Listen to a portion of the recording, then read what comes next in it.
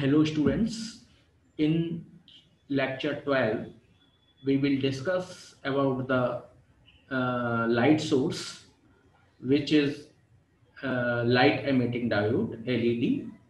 So in this presentation we will discuss on this topic: basic of a LED, symbol of LED, structure of LED, working of LED, material used in LED. So in this lecture, we will discuss the basics of light emitting diode. Okay. So first, what is the LED and what are the basic of light emitting diode? It is a two-terminal device. There are two terminals in LED. We will discuss in next slide. So it has two terminal, and it is called light emitting diode because this diode emit the lights. So this is called light emitting diode. Diode means there are two terminals, anode and cathode. Okay. So it is used to emit the light because LED is used as a light source in optical fiber communication. Right? Now, what is the working principle? Very simple. LED convert electrical energy into the light signal, and this light signal coupled with optical fiber cable and light propagate through optical fiber. When we connect LED in the forward wise, it emits light, and in reverse wise, it works similar to normal PN junction diode. Okay, that means LED is a device which convert electrical energy into the light energy when we connect it into the forward wise. So this is the basic. Now this is the symbol. LED symbol is like just a diode. So again, in LED there are two terminal. One is the anode. This is your anode, and this is the cathode. This is the P region, and this is the N region, right? And two arrows shows the emitting of light. So this is the symbol of LED. Simple. This is the PN junction. If we connect, if we write or point out two arrows which shows the light emitting from the diode, this is the symbol of LED. Okay. Now, what is the structure of LED? Today, we will discuss basic features, basic design, basic principle, basic structure, etc. So this is the basic structure.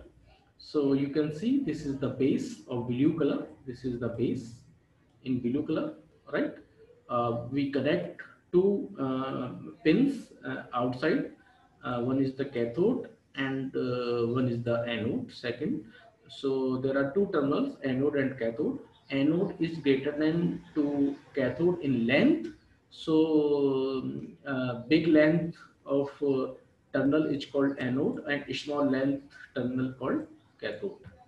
Anode is connected to the p-type material, right? This is the p-type material, and this cathode is connected to with n-type material, and this wire basically connect p or n. So this is the region where the recombination process will take place between the p and n. So from this region light emit. This is the chamber of a glass, right? So the light emit outside from this structure, from this region. Okay, this is the simple structure of LED. Now, working of LED. So, as we discussed in previous slide, that when a PN junction connected in forward wise, electron and holes recombination take place. So we will see here we use it to we take two material, p-type material and n-type material. In p-type material, hole are in majority carriers, shows the blue dots. Okay, while in n-type semiconductor, electrons are in the majority carriers denoted by violet color, right?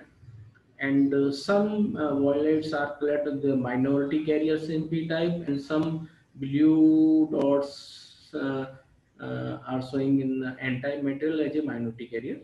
Okay, so before applying the vice, external vice, you can see as soon as this junction is formed, holes from p type move to n type, and electrons from n side to move in p side due to the higher concentration. And this is called the diffusion. This is called diffusion. When diffusion takes place at the center, so this is the layer. Uh, One side of the layer in P side, negative ions remains after recombination, and in N side, positive charge remains in after recombination, right? As soon as junction is formed, diffusion take place at the center of the depletion layer, and recombination process will start. After recombination, some positive ions and negative ions remains in this depletion region, and further this electric field plus minus, this electric fields, the direction of plus to minus like this electric field stop the diffusion. Okay, now further there is no charged particles move from p to n or n to p.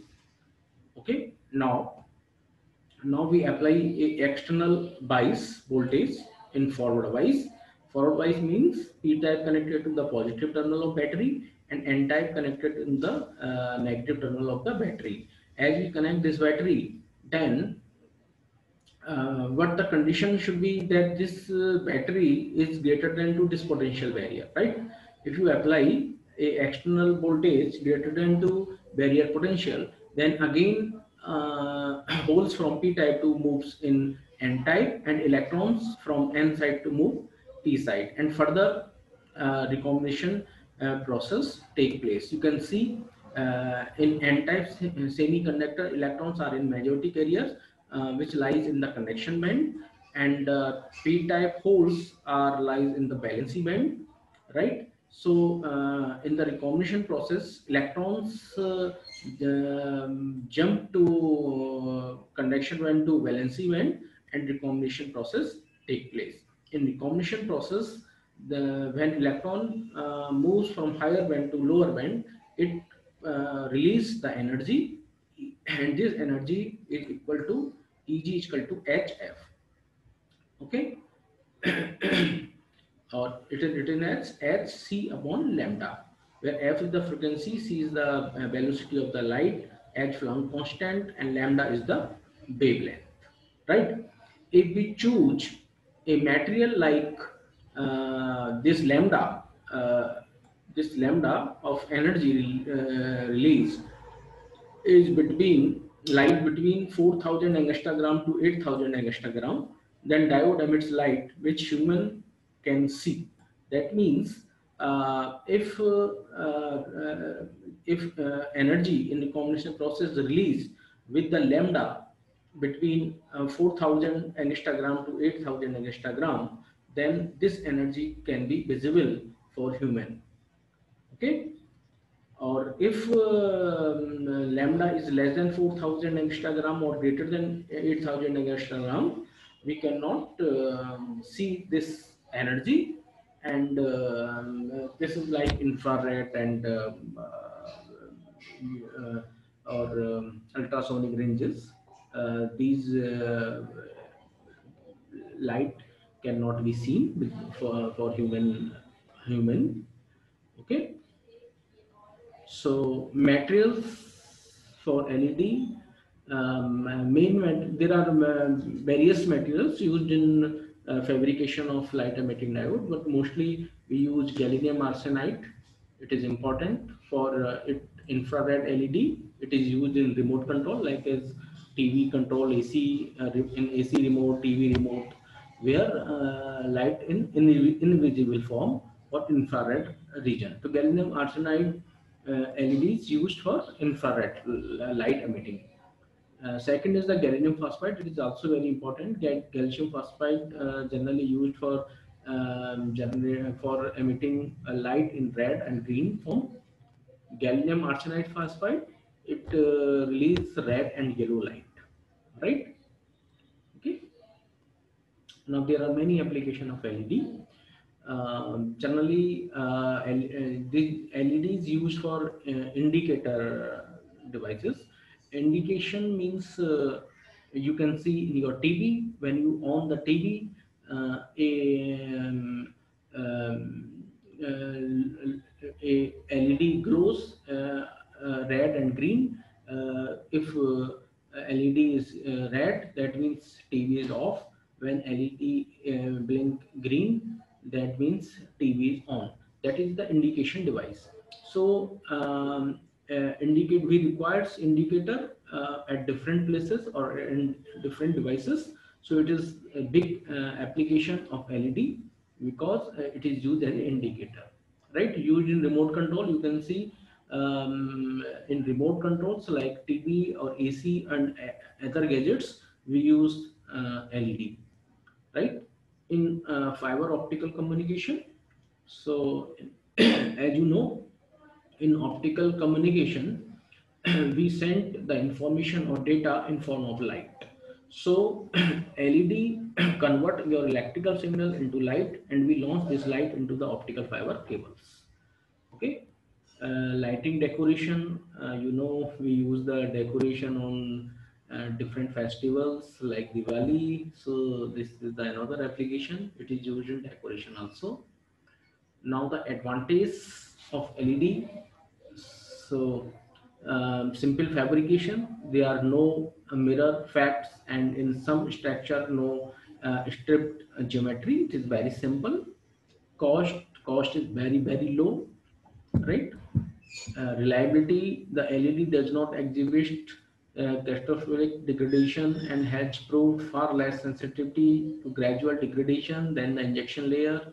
It is also immune to self pulsation and model noise problems, less temperature dependent, simpler drive circuit, linearity. Linearity should be maintained by LED. Linearity shows when current input current is high, then the its light output should be high, right? So these are the advantages, but there are some disadvantages also with the LED. Generally, lower optical power coupled into a fiber, right?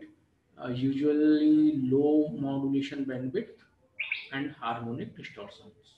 So we will discuss later in detail. Okay. Thank you.